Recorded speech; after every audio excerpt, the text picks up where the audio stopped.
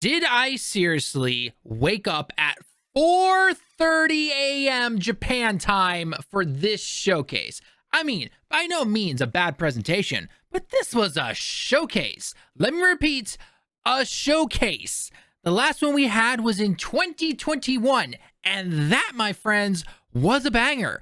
This one just felt off. Like, more like a state of play, but below average for your showcase, at least in my opinion, especially around E3 time. Yes, I know E3 is dead, rip to E3, but you know what I mean. We have a lot to discuss today. You, me, and little Bobby joining me today here in today's video. So we want to know your thoughts for the showcase. Was it enough? Was it too little? Hype? Disappointing?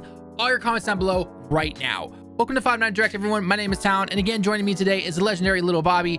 We are going to be discussing everything with the PlayStation Showcase, our thoughts and opinions on it, what we thought was cool, what was not cool, and everything in between. If you enjoy the video, please leave a like and comment down below. It helps us a lot with the almighty algorithm. If you don't enjoy the video, we encourage you to leave a dislike and comment down below so we can improve our videos going forward. All right, let's get this started. All right, so we have a lot to talk about, little Bobby. But first off, let's go through some of our actual positives for the showcase. Because again, I know that intro might have sounded doom and gloom and everything like that, but overall it was still a good presentation. It wasn't bad by any means, but I feel like it's a showcase, so maybe some, especially me, others were definitely let down. I've seen online and everything. But first off, let's talk about the games. I mean, that's what we're here for, right? So let's talk about the games. What were your top 2 to 3 games that you saw from this showcase that you're like, yes, awesome, love to see it? Go, let me know. So yeah, the first thing is I'm gonna get out of the way. We all know Final Fantasy 16 and Spider-Man 2. Those are given, so I'm not gonna put that on my list. For me, Assassin's Creed Mirage, because that it looks like old Assassin's Creed. It looks like classic Assassin's Creed, and that's Assassin's Creed to me, right? The new ones don't do it for me. And then the Plucky Squire. That's a game that I've been looking forward to since I saw the first trailer. I think it might have been their last showcase, or it was an Xbox showcase sometime. And I'd been wondering recently, what happened to that game? I want to know when that game's coming. And then we saw more about it today, and I thought it was great looking. And if I have to go after that, a third game, I would say maybe Marathon, because that looks like it could be cool. Marathon. Bungie focusing on PvP could be great. Wouldn't know what that's like since we're Destiny players. But That's anyway, right. I definitely agree. Those are definitely some cool games. I like seeing the Assassin's Creed Mirage. A little shaky because it is Ubisoft, and there's been some reports on some development hell style things when it comes to that, especially that particular game. But overall, I definitely prefer the older style of Assassin's Creed games compared to the newer style. So if this can hit all those marks, then I'm definitely for it. Personally, for me though, I have to say one of my most surprised, but also just I'm really impressed game is Phantom Blade. Phantom Blade looked really cool with the multiple AI enemies attacking you all at once. If you jump in there, you're gonna get slaughtered basically. Yeah. And I thought it would just look like a really cool game. It kind of reminded me a little bit of a mix between Rise of Ronin and also Ghost of Tsushima, with obviously its own spin and take and everything like that. With what looks like katana swords, but I know obviously they're a little broader and everything, and the way that the shape of them is. So I thought that was really cool. But one of my top games that I personally liked was the Sword of the Sea. Sword of the Sea looks really cool. It's almost like a Journey style game. I don't know if it's made by the same developers. It might be, or maybe part of the team from Journey originally is making this game now. But this game just looks like super fun. It's not like your typical, just game essentially, but it's more like an experience. Right. Yeah. But that definitely looks really cool to me personally. I can't wait to try that out. I believe it's coming out in 2024, so we'll have to wait and see. But yeah, I would say those are my two favorite in terms of what I saw. And then of course, like we said before, Spider-Man was a given, so we didn't want to say that as our top one, but let's just quickly talk about Spider-Man real quick. Overall thoughts, I thought it looked amazing. It's taking what made 2018's Spider-Man amazing and improving upon it. Hey, it's almost like they do that with everything, God of War, Legend of Zelda, all that stuff, right? Yeah. And it shows that if the formula works, why break? Don't break what doesn't need to be fixed. It's awesome. But they've clearly improved a lot of stuff though. They've improved on the combat, they've improved on the visuals, they've improved on the gadgets and gears that you can do, some of the combo moves, especially with that black suit, all the individual moving tentacles and everything from Venom. It's pretty cool. And the fact that they're now only using the PlayStation 5, then they get to take advantage of that SSD, which allows for areas to load in faster. And that's why you have things like the wing glider and everything like that on their suits and everything. So I just thought it looked really cool. The enemies look awesome. Obviously, we don't obviously know anything about the story, although it does appear that obviously besides Kraven coming, that at this particular part in the game, Peter knows that Harry is back. I guess spoilers if you haven't finished 2018's Spider-Man, but he is back. And if you haven't finished 2018 Spider-Man, finish it. What's wrong with you? Yeah, go play it. It's on PC. It's on PlayStation 4. It's on PlayStation 5. Go play it's like it. $10 what are you doing? On PlayStation 4. Yeah, so. you can just get it. It's absolutely 100% worth it. Yes, that's fantastic. Right. So I guess spoilers from the end of that game technically, but he does seem to know. And it is also kind of mixing in with the dark symbiote, you know, Peter Parker. He's angry. Is he going to do the dance? We don't know if there is at least an emote for that, or there is a scene where he does do that. Awesome callback, I guess. But if he does the dance, overall, I will buy 2 copies of the game. Like one, I absolutely, I commit to that. I will just buy a second copy to sit sealed on the shelf because that right there is worth it to me. No, it really looked awesome. Like the symbiote, especially like when Peter was in like Queens or whatever, wherever he is in the burrow, and he like jumps up in the air and the symbiote, like all the stuff comes off of him and he like, you know, is above that group of enemies. I was like, oh, that's cool. Right. Like that just kind of took my breath away as like, oh my goodness, that's the suit, right? That's the symbiote. It is the suit, right? And I think, you know, it's kind of traditional with, I guess, when Venom originally comes, Peter Parker gets the black suit first. He enjoys the power. It starts to corrupt him. He'll get it off somehow. And then the real Venom is made, right? For whether it's, I mean, we're assuming it's going to be Eddie Brock, as long as they don't take a, you know, page out of Spider-Man 3 movies type of Eddie Brock, then that's all that matters to me personally.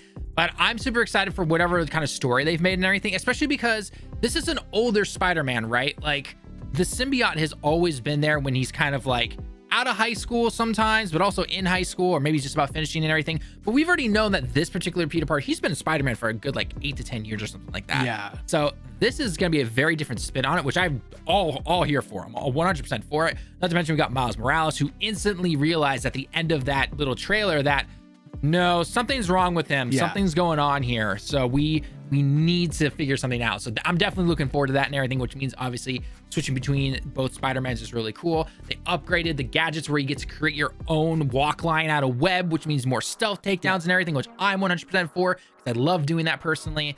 And I just think it's going to be an awesome game. And it comes out in fall of this year. Yes. I also want to see, speaking of like the dance, right? The other meme I want to see is from like the old 90s animated show where Peter's like, Shocker, get back here. Yeah. Like, I want that. Like, give me that too, Insomniac. And you've got my money. Easy. Especially because Shocker's actually kind of, well, I mean, because when we fought him in the original game, right? Like Shocker was scared of you because it was that bank. Yeah, he's in the bank heist that we had, right? So, and now you're going to have Peter in the black suit, which amplifies his emotions and everything. Yep. Oh, dude, I'm seeing Down the Street Chase 2.0 here, and he's going to have that voice. I'm going to be like, oh, damn, that hits different this time around. Yes. So I'm definitely 100%. Yeah. Spider-Man. For it. And I was going to say, Spider-Man is absolutely, I don't care what anyone says. It stole the show, which we all knew it would. But it's also, there's no question that this is going to be a banger, right? Because think about how good the original game was and how much of that before it came out that they really showed. And then think about show anything. They showed like a random area that he just goes and fights some of Fisk's goons. Yeah. And then they had the little fly around with the big crane and everything, which they had here technically. It was on water. Yeah, they had one like action scene, right? And a little bit of the story, right? And that's what we saw now, right? So think about how deep that story got, and now how deep this story is going to get, seeing what we saw, which I'm looking forward to. Exactly. I'm 100% looking forward to it. And the only thing I have to say, Sony, I am begging you, do not release this game on September 24th, a Friday, if I remember correctly. I haven't looked at the calendar in a while, because that is the same week that Tokyo Game Show is going on. Do not do it. That is on my calendar. That's a Sunday. Okay, then the 22nd, whatever that week of Tokyo Game Show is, Do not release it that week. Release it the week before. Give me a week to play it so then I can go do Tokyo Game Show for the channel. I do not need to be splitting my time between Spider-Man 2 and Tokyo Game Show. Do not do it, Sony. I beg of you, do not do it. Do not. I am only one person covering Tokyo Game Show. It is hard. I do not need you to do that. Obviously, though, like we said, it's still the show. Yeah, I think honestly they're probably gonna push it to like the 15th and go like, hey, Starfield's coming out. Okay, we're gonna release the biggest superhero game in the world.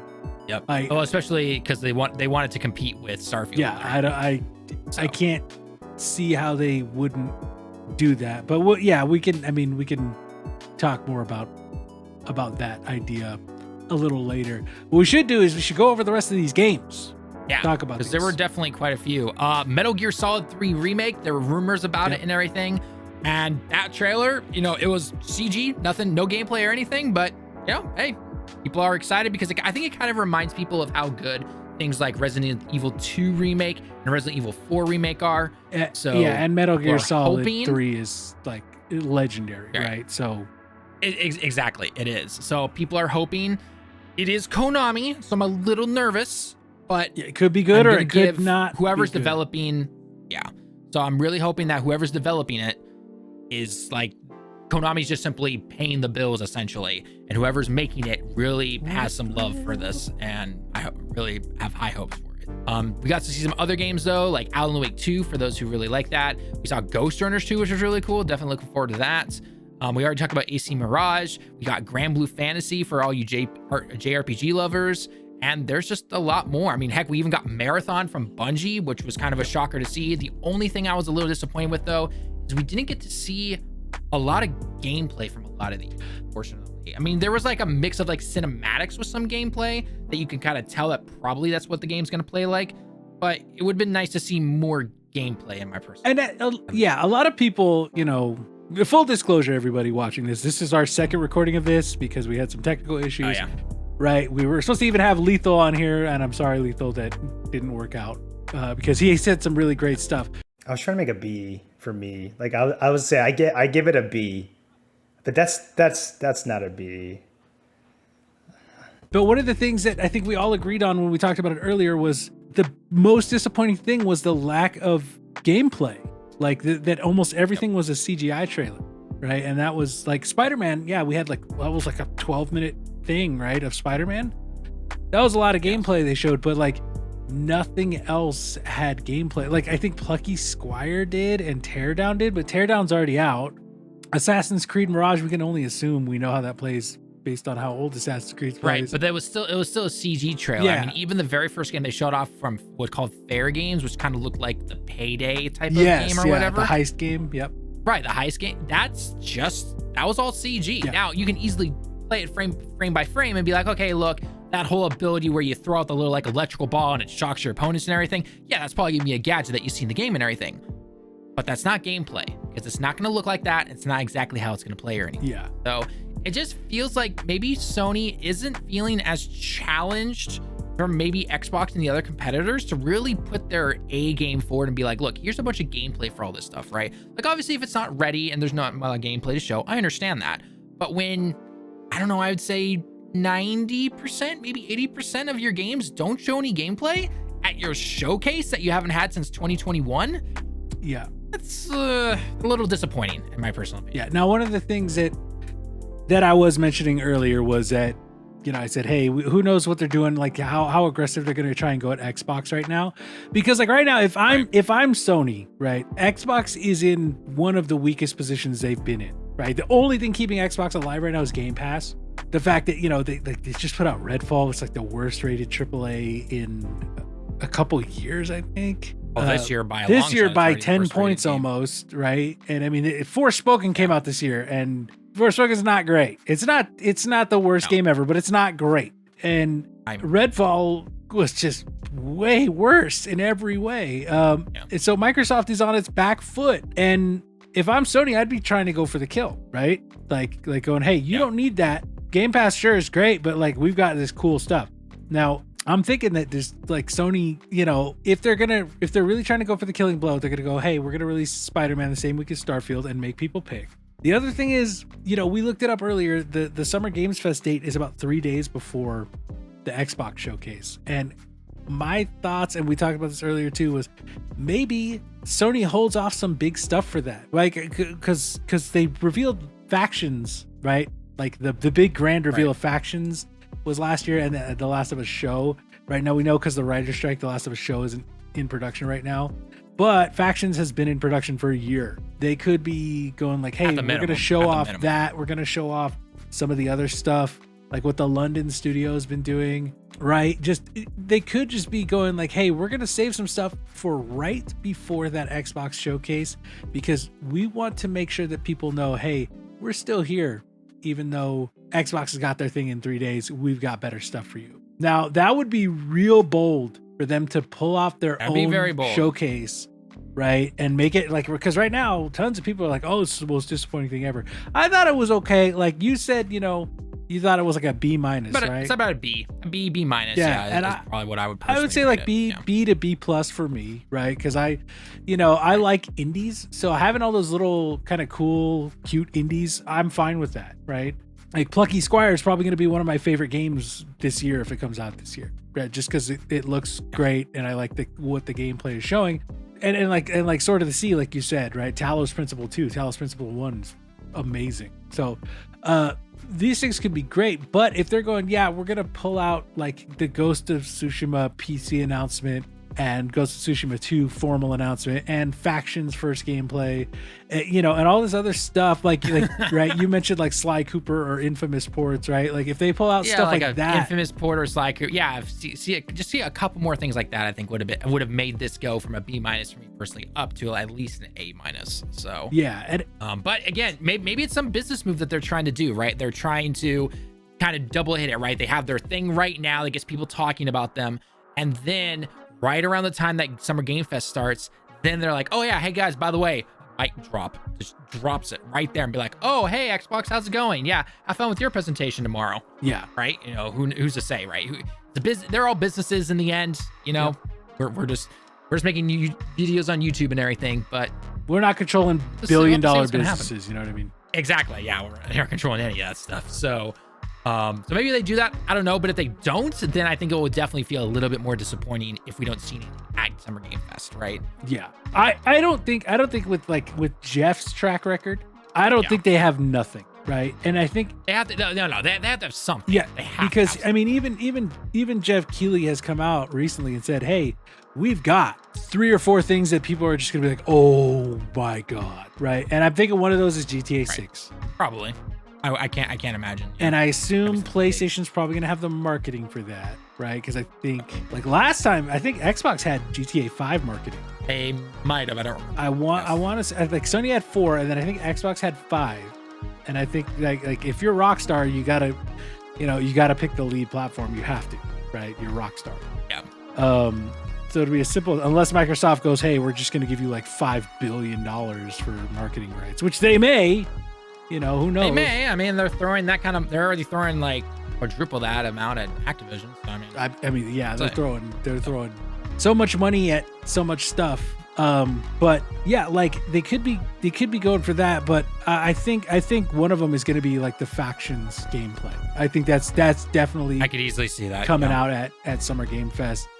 And if they can give more stuff than that, if they go, oh yeah, you know, we know Sony just had a showcase, but they've also got a couple slots here, or they've got another hour or a half hour here that they're going to talk about other new stuff, and they come out with some of that bigger stuff that maybe people were thinking would be here. I think that's that move of like, you know, trying to be real cutthroat with Xbox, and going like, hey, yeah, you guys may have your showcase in Starfield, but we're still here. Don't think we weren't planning for that. Like, but the other thing is if they don't do that, if maybe they only have Factions gameplay and there's nothing else, then Xbox has a real chance to show up. And if they actually show up, that would be great for that brand. With actual gameplay, not CGI trailers, with actual gameplay for these games that they've been holding on to, Xbox could run away with this, in my personal opinion. I even said it on social media. Yeah, so they could, and if they do it right, like if they could, like because you're right, if they go, hey, here's a Avowed gameplay, and by the way, that's coming out in November, right? And they go, oh, by the way, we have an update on Fable that's going to be coming out late 2024 for sure, right? If they start doing stuff like that, and we go, here's the first look at gameplay, and they do that, they're gonna kill it. Right. And they're going to really take back some mind share. And even like me, I've said it many times, I'm not a person who is going to buy an Xbox, like a piece of Xbox hardware, but I don't want their software to not be good. I want them to make good games because like they have a Halo. Like they have a Halo. Halo is one of my favorite franchises and they've just massacred, right? It's like the Godfather. Look how they massacred my boy. Like, yeah, look at that massacre. It's like that when every time I see a 343 Halo and like Fable could be great if it's done right. So I want to see them succeed in that front. Like I don't care about their hardware. After 360's Red Ring of Death, I'm not buying their hardware again. But I'll play their games on PC, 100%. Like Microsoft, absolutely. And they've even said themselves that they don't care where you play it as long as you're playing on their ecosystem. Yeah, and Microsoft is one of the console people, and people go like, "Hey, we need them in the competition in the console market because Sony, we want Sony." It's like you said, we want Sony to feel challenged, and I agree. But to me personally, like they're just a publisher, but I want them to be a good publisher because they have great IP. Like, be a good publisher. Exactly. Like, even if that's all you are to me, right? Personally, like I have a PC, and Microsoft said all their stuff is going to PC, so that's where I'm going to play it. Sorry, it's going to be better than the Series X. I don't care. But I can't play Zelda on my Switch or on my PC, right? Oh, I could, but I'm not going to. I'm going to play it on my Switch. And I'm going to play, like Spiderman 2. I want to play it day one. I don't want to wait 2-3 years. Yep. And that's why I buy a PlayStation. But Xbox, it doesn't mean I don't want you to be successful. Like Avowed looks like it could be cool, and it's Obsidian. Like they've made really awesome stuff, so make something good. Fable's a great franchise. Make something good out of it. Like, please don't let these franchises just go by. And right now you have the prime opportunity to take back mind share. You could make people think, oh, look at like Sony showed up and this was kind of weak, and then Xbox shows up and they blow the socks off everybody. Do it. Like, you guys are primed for the kill. And if you fail this time, there's no excuse. There's no excuse. It would be, it's kind of like how it would be. Here's how I would look at it, right? You saw so many console warriors that are on Twitter. You follow like gaming news and you get console warriors on Twitter. They just show up in your feed and it sucks. But you get the console warriors who are like, oh, people are hoping, Redfall is going to be as bad as Forspoken, right? And Redfall was worse. Like, you had it. You just had to not put out something that bad, but you put out something that bad. Don't do it again, Microsoft. Like, please understand that games, like, they're not just like a piece of software that you want to get out quick and cheap and just get it done. Because like then people mock you and make fun of you and go, what are they good for? They're not good for anything. Like, I want to see solid games. Like, and they have a chance. They're really poised to hit back strong if they do it right now. Last thing we'll quickly want to go over real quick is, what are your thoughts on that Project D or Project Q thing, that controller with the screen in the middle? I love this little meme right here, Renegade. Make sure you put it up on screen. that thing, like, first off, I don't think most people in the States are going to buy it just because of how bad Wi-Fi is in some areas. So yeah, I feel like it's more marketed towards the, like, maybe Europe and Asia, in my personal opinion, or it's kind of a test run, to be honest. But if that thing is more than $150, that thing is gonna flop.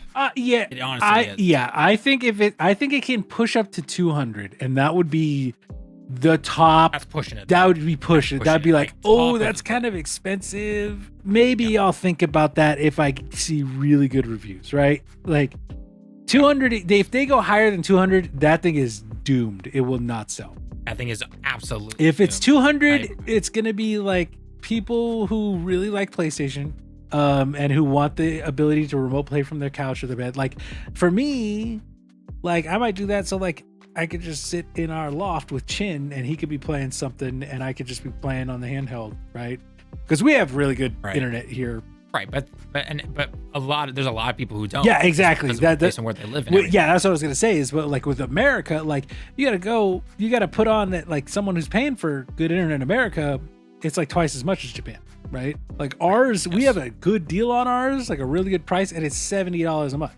And $30 a month here. yeah, and you're probably twice as fast. Like, so you know, America Wi-Fi is expensive because we have like 3 internet companies and they just ream us. But like, would I buy it if it was 150? Yeah, probably. If it was 200, I'd actually buy it if it was 150. Yeah, because I mean, if it's 100, right, 150, imagine, I'd right? buy it, no you problem. could easily sit with your girlfriend and like play your PlayStation and just hang out, right? Yeah, Instead of having to be easily. tethered to like, you know, the TV, or she could be watching the TV or whatever. And it's just like, you know, someone put up another meme that said like PS5U, like the Wii U. And I was like, yeah, that was a cool thing about the Wii U, was that it was basically like a remote play machine, right? Like the handheld part.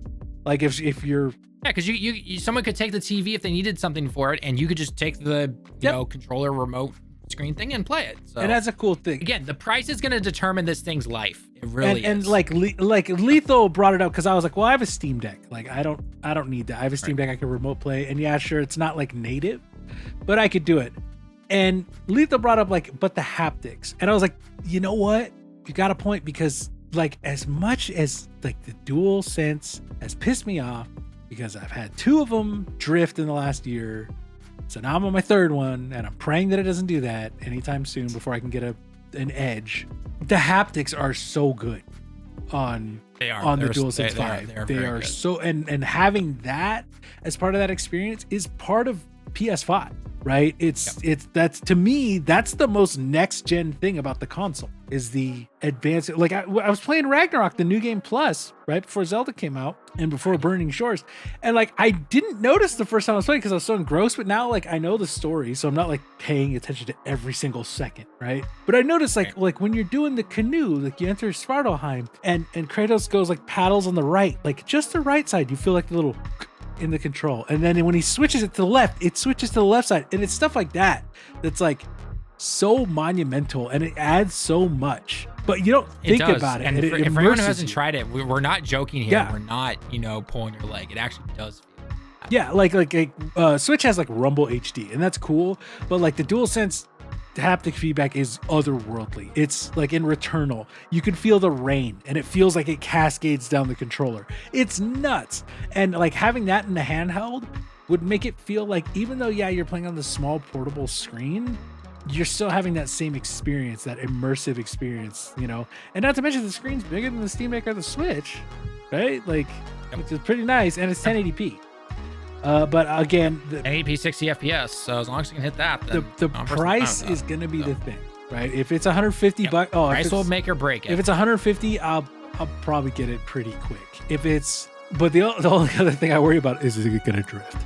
Like if that drifts, you're screwed, right? That's with anything, right? Switch. Yeah. Well, yeah, but like you buy a new DualSense, right? Well, the Switch, like you buy a Joy-Con, and now, you know, like I still haven't put them in, but I've got these little like Hall Effect Joy-Con sticks you can put in, but every company needs to allow to put into their thing, because like you could do it. I've just been using my 8-bit Duo Ultimate because that is Hall Effects.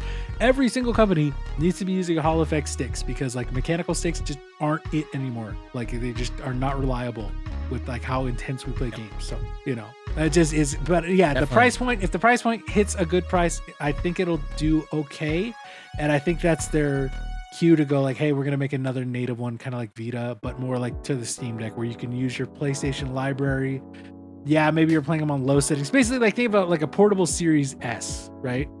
I think that's the next step if this Project Q does well. Oh man, we totally forgot to bring up Marathon by Bungie and everything. I mean, that's a PvP game right there. And dude, I just find out they get dedicated servers. Destiny can't even get that. We got 2 interns in the back of the room. Yeah. The F, Bungie. If you're a Destiny fan, it's painful because you've been asking for dedicated servers for 10 years, and Marathon's gonna get it. Nothing. Just nothing.